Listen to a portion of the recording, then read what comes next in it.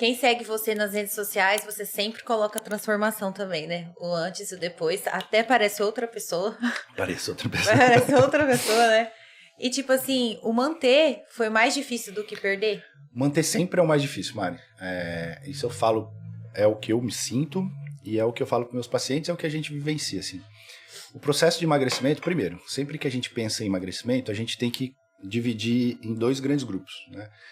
Eu tenho o paciente que é o corpo do verão, então aquele cara que não tem uma doença, não tem obesidade, ele é sobrepeso ou ele tem um pouquinho de excesso de gordura, ele quer o corpo do verão, esse é uma pessoa. E eu tenho outro grupo que é o grupo da obesidade. Quando eu falo em obesidade, eu necessariamente estou falando de uma doença crônica, que é uma doença que não tem cura, né? Então, obesidade, quando tu coloca isso como sendo um pressuposto, então obesidade é doença, tu tira o estigma da pessoa de que ela não consegue porque é desleixo, ela não consegue porque é falta de autocuidado e tudo mais. Então, quando eu penso em obesidade, eu necessariamente falo que é uma doença crônica, ou seja, ela não tem cura. E se ela não tem cura, ela tem controle.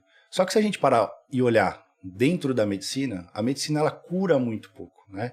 Então, se a gente pega diabetes, não tem cura, pressão alta não tem cura. Então, muitas doenças dentro da medicina não tem cura. Então, a medicina, às vezes, ela não é tão curativa, mas a gente é muito bom em controlar, né? E a obesidade é mais uma dessas doenças, que ela é crônica, mas ela tem controle. E o controle, necessariamente, depende dessa manutenção, daquilo que tu faz todos os dias. Então, é muito mais difícil o controle do que a perda de peso. Então, tipo, o que é controlar a obesidade? É baixar peso e se manter com peso baixo.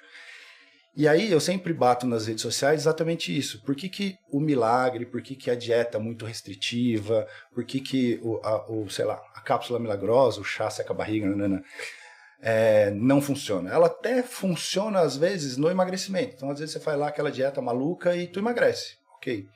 A pergunta é, tu vai se manter magro? O que essa dieta te ensinou nesse processo que depois vai facilitar a tua manutenção? Então, é muito mais sobre o que você aprende durante o processo de emagrecimento do que necessariamente o emagrecimento. Entendi. Então, a gente vê muito efeito sanfona justamente por isso. Então, a pessoa vai lá, faz uma dieta maluca, sei lá, corta carboidrato, faz uma dieta da lua, sei lá, da maçã, tem de tudo. Tem. Come tudo, menos a lua. E você sabe que a primeira dieta descrita no mundo foi por um cara que era dono de loja de caixão. Como que chama isso? Muito bom, hein? Isso, verdade. Estranhamente. Foi 1800, se eu não me engano, foi 1864, foi a primeira descrição escrita de uma dieta. O cara observava que as pessoas gordinhas morriam mais ali como é que chama quem tem dono da funerária? Funerária. E aí ele falou, opa, então vamos fazer uma dieta. E ele escreveu uma dieta e era uma dieta low carb, né? Se tu pega essa dieta, é uma dieta low carb. Então não tem nada de novidade dentro de uma dieta low carb hoje.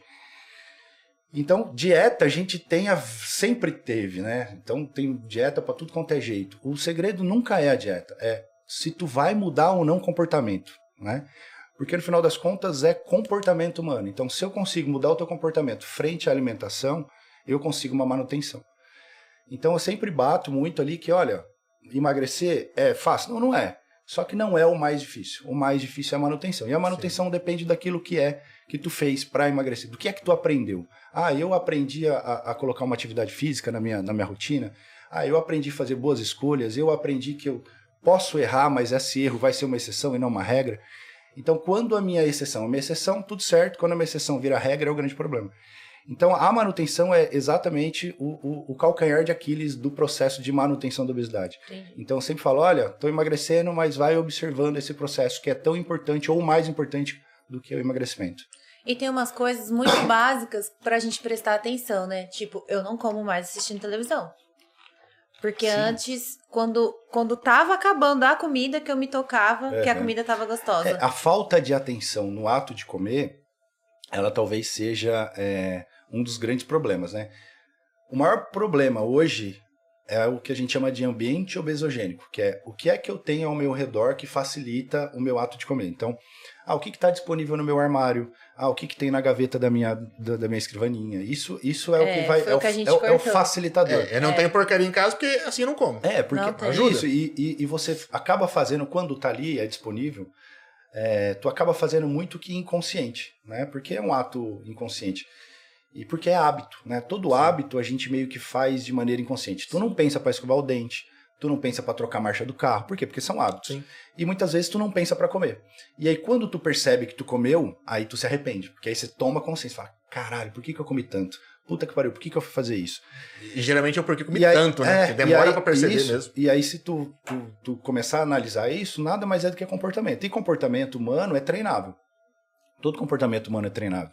Então, foi aprender a andar de bicicleta, é um comportamento humano. Teu pai pegou, te colocou na bicicleta, tu deu duas pedaladas, caiu, teu pai não virou, falou, seu idiota. Meu comportamento é horrível, porque eu não ando de bicicleta. Pois é. Mas teu pai virar pra ti e falar assim, seu idiota, tu nunca mais vai subir na bicicleta? Tu não vai subir mais na bicicleta. É a mesma coisa, é a mesma coisa quando tu começa a reaprender a comer. Então, você tem um comportamento ruim e agora eu vou reaprender, vou mudar meu comportamento. É difícil. Quando tu erra, não se julga, tá tudo certo. Então, fui lá e comi demais. Opa, no outro dia eu começo como se nada tivesse acontecido. E aí tu vai treinando ao ponto desse comportamento se tornar um comportamento positivo. É porque muda até paladar, né? Até o tipo de coisa que você começa a comer é diferente. Muda tudo. Eu falo, café. Quando nós fomos começar a dieta lá, cortou o açúcar e tal. Falei, puta, e café lá? Não, o café tá liberado. Eu falei, mas e o açúcar? Eu falei, não, café é sem açúcar. Café sim, sem açúcar. Mas hoje a gente não consegue mais tomar o café. Tu muda. No começo foi horrível, porque eu tomava muito café no começo, por quê? Tinha muito açúcar. Sim. No começo eu não conseguia tomar café. Uhum. Aí toma um golinho. Hoje eu já tomo muito café de novo. Mas as papilas elas vão dessensibilizando, né? Você começa... A história do paladar infantil é que, na verdade, tu vai perdendo a sensibilidade ao açúcar. Então você começa a dar mais valor para talvez o sabor amargo, sabe? É que, na verdade, tu sente o sabor das coisas. Esse é o grande negócio, né? Tu começa a apreciar. Hoje, quando eu tomo um café, eu gosto dele amargo. Uhum. Eu gosto dessa eu também, sensação eu não consigo tomar café. Mas hoje eu falo que quando você vai tomar o café com qualquer tipo de acompanhamento, o acompanhamento parece que o gosto fica mais gostoso, sabe? Você consegue sentir muda mais. pra geral. Cerveja. Eu, quando eu vou lá na Du, eu gosto de tomar IPA. É uma das mais amargas dele. Mas é o que eu gosto. Sim. Hoje é minha paixão. Eu vou lá, eu gosto dessa, entendeu? Mas uma coisa que eu observo, e você tem mais experiência, é a falta de paciência, né? Porque a gente demora, eu tenho 26 anos. Gordinho, amor, a galera quando emagrece, tipo, quer tudo muito rápido. E tem que ter essa paciência, né? Tem que ter Mari, mas isso tu vê em qualquer área da tua vida. Qualquer área. Se entrar um leão aqui agora, a gente vai ter um desespero absurdo para fugir. Sim. Então, sempre que o ser humano, em qualquer situação, sempre que o ser humano estiver incomodado, ele tende a querer ser rápido naquela situação. Vamos imaginar que eu tenho uma empresa, minha empresa quebrou. Tu não vai ter, às vezes, a paciência de entender que eu preciso de tempo para isso. É a mesma coisa, quando tu se descobre gordo, e é uma descoberta, porque às vezes a gente vai engordando e não percebe que engorda. Puta, quando você contou, você viu a foto lá, fiquei de cara. Quando tu se descobre, dá aquele desespero da situação que tu tá ali, tu tá incomodado, e aí tem aquela história, né? Os incomodados que mudem. Cara, tu quer mudar muito rápido. É por isso que abre um mercado absurdo do milagre, né? É por isso que tem o bilhete do conto do vigário, é por isso. É porque o ser humano, sempre que tiver em situação de incômodo, ele quer mudar rápido. Só que o processo de emagrecimento é muito legal quando você começa a entender o longo prazo, porque tu começa a transbordar isso pro resto da tua vida. A gente chama isso de soft skills, né? É uma coisa que eu falei na palestra e eu estou estudando bastante, porque vai ser tema de algumas palestras minhas. Legal. O soft skills é justamente essa capacidade que tu tem, que é não técnica, de responder a algumas situações.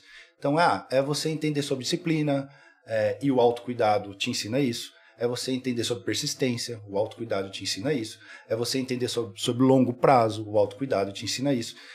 É sobre resiliência. Então, quando tu começa a entender que o resultado ele não é rápido, apesar de tu estar numa situação que tu não gosta, tu começa a desenvolver desses soft skills, tu começa a desenvolver essas capacidades que não são técnicas, e isso, vocês que passaram pelo processo, percebem que vão aplicando em outras áreas da vida de vocês. Então, quando tu vai falar sobre um negócio, você fala, se o meu não foi tão rápido assim, esse negócio também vai demandar tempo. Sim.